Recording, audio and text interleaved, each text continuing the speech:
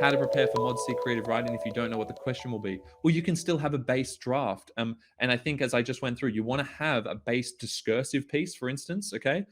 They already asked specifically for an imaginative 3 years ago. What I suspect they might do this year, this is pure speculation. So don't be led astray by my you know hypothesis. All I would suggest is that they might give you an option of two things, and it could be between discursive or persuasive, or they might do discursive and imaginative. They might specifically ask for persuasive, but if you've already prepared a discursive, it translates so easily to persuasive that I think the whole game is really preparing for the discursive and imaginative. And of course, you should consider how you would change your discursive to a persuasive. But I think having a discursive base that can, and then you practice adapting that to a persuasive mode is the way to go. You don't need to have a separate persuasive. And then you really do need to put a little bit more thought into the imaginative and think, okay, how would I create a setting and a bit of a plot so that I could incorporate what I want to talk about in my discursive into the imaginative. So you can definitely have a base draft. To your point about not knowing what the question is, make sure that when you build that draft, that it's based very closely on the prescribed text that you studied in Module C. Okay? That's how you're going to be able to be more adaptable to the kinds of questions that come up, because some questions might require you to use a character from the prescribed text. Okay, they might actually require you to use a setting from the prescribed text. And you want to have already done that in your draft so that you can easily address that. Whereas if you just create a completely random piece of writing that isn't based on the same ideas or concerns of the text that you studied in Module C, that's going to be a lot harder.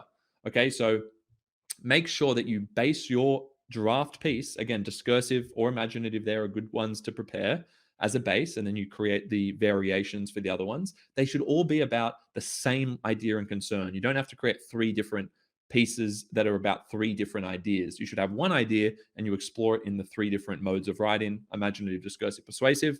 Okay. And I think I have some other videos out there on this in terms of how to like think about that preparation process, but start by using your preferred form out of discursive and imaginative. Pick whatever your favorite is out of those two. Create a draft that is about a similar idea, a similar concern, right? A similar moment as your prescribed text that you're basing your style of writing on. Okay. So a lot of people will study a prescribed Module C text, and then all that they'll do is they'll use a couple of techniques that the composer used in that text, but they won't write about a similar thing. I think you should write about a similar thing. You can present it in a different way. You can put your own twist on it. I think that's important. But I actually would say stick close to what they were on about. It doesn't have to be the exact same thing, but just something related in case a very specific question comes up. That's the first point about, how do you prepare for it in that way? You prepare for it so that it's going to be pretty adaptable to what those Module C questions could be. The second way to prepare is to actually get your drafts and practice doing a whole bunch of questions. So you actually face the music there and you say, look, if I'm in the exam with my pre-prepared drafts for imaginative, discursive, persuasive, how would I actually deal with this kind of question? How would I deal with a visual stimulus if I got this kind of image? Give yourself the worst case scenarios and then force yourself to deal with it in terms of adapting what you had to that question. You also have to interpret the stimulus very broadly. Watch my video on how to adapt a Module C text to any question, because there's a certain way of thinking about it that's required so that you don't kind of box yourself in and think, oh, I have to interpret the stimulus in this way, so now my piece is completely irrelevant. It's probably not irrelevant. You're probably just not interpreting the stimulus in the right way. So you want to make the stimulus work for your draft.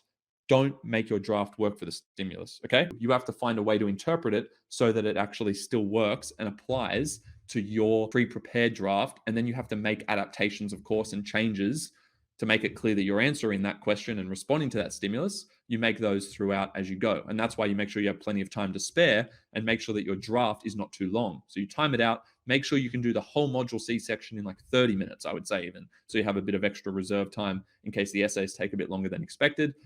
30 minutes to do the whole Module C, including the reflection.